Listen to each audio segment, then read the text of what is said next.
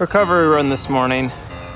For those of you that don't know what that is, that's basically just a notch above just walking. The idea is to get blood going to the legs.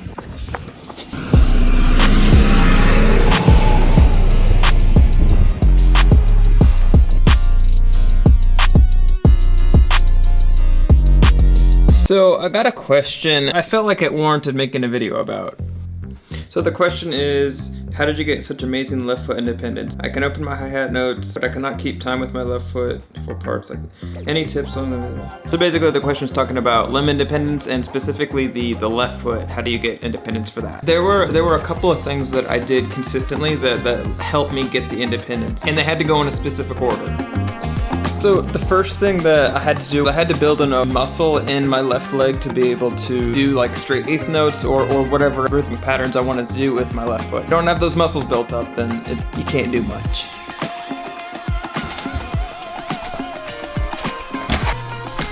And to do that, I actually would do it while I was driving. Basically, all I would do as I was driving is I would have this leg free. This leg would be controlling the pedals, but this leg would be free.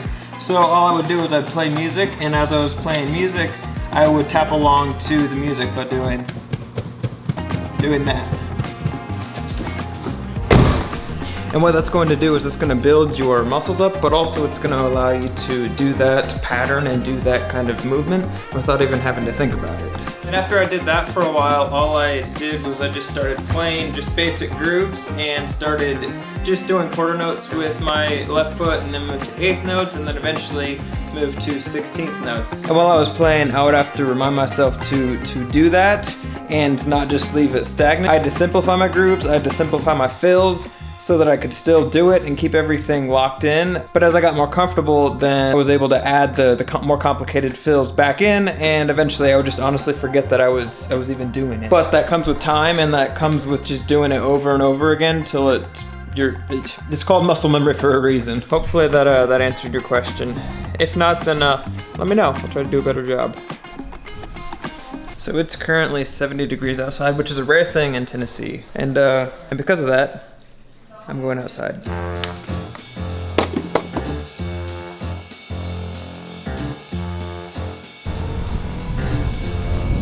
See, in Tennessee, you have to take advantage of the good days, because there's going to be the same amount, if not more, of the hot and sweaty, nasty days. It's been difficult for me to learn coming from California, where most of the days are like today, 70s, nice, cool.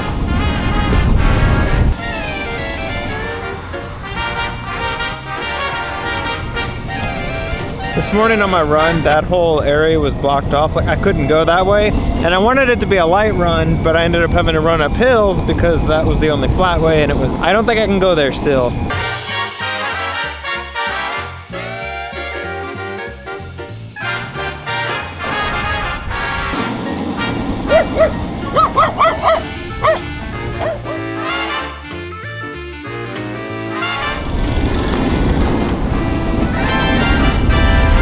That man was putting all of his grass in the storm drain. Don't think you're allowed to do that. How you doing?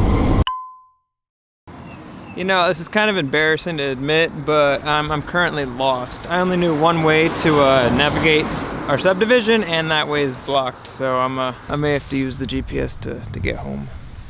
No longer lost. Remember that church a couple of vlogs ago that I shot at?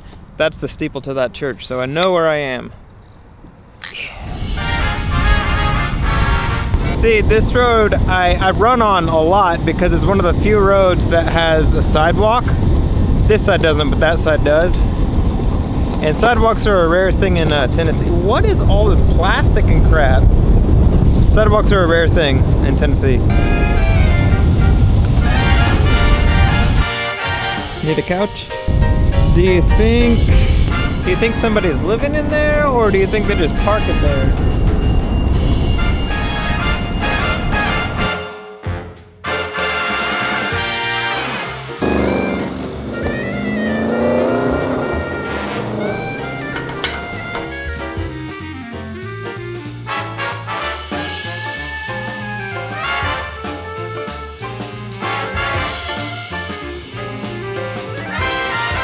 You know, there was one time we were moving and one of the houses we were going to get or were looking at was on a golf course. And when we toured the house, there were like 15 golf balls in the backyard in the pool. We didn't get that house for obvious reasons.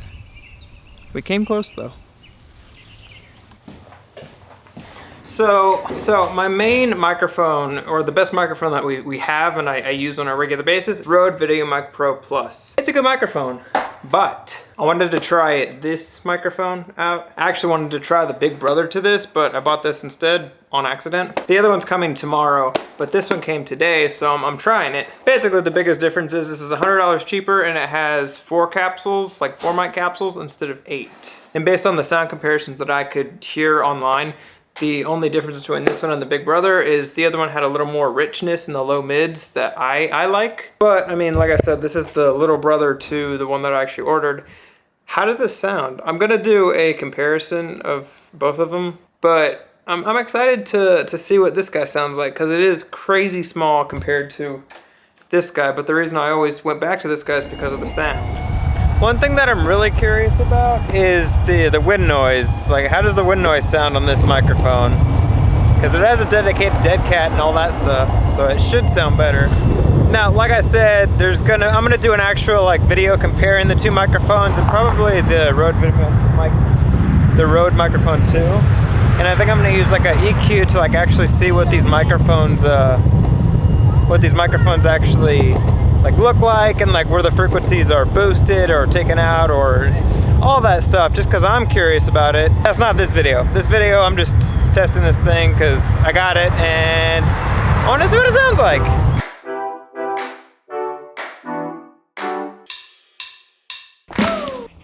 This is a very Tennessee thing.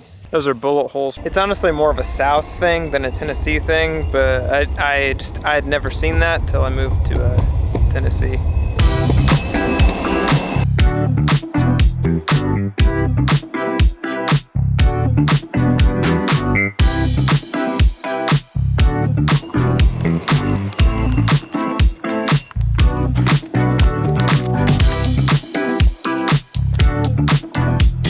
So I've been doing a lot of thinking about like answering questions and how to field questions. Traditionally, I've never actually been very good at replying to like comments and stuff like that on Instagram, YouTube, just anywhere. Recently, I've been really trying to answer them in these videos. Now, my question is that are the people asking the questions actually watching these and getting the answers that they're seeking or looking for? Or is it just kind of seeming like you're just throwing your question into a vacuum that you never get an answer? I'm trying to figure out the best way and the most sustainable way to field questions because I really do like it and I love the dialogue and I like the concept of like somebody asking me a question and then me answering it on here so that you can see my face, because I feel like just reading simple text doesn't do it justice. Now some questions just require simple text or simple answer, but some of the more depthy and lengthy ones, I feel like this does it more justice. But I don't know, let me know. Also this view.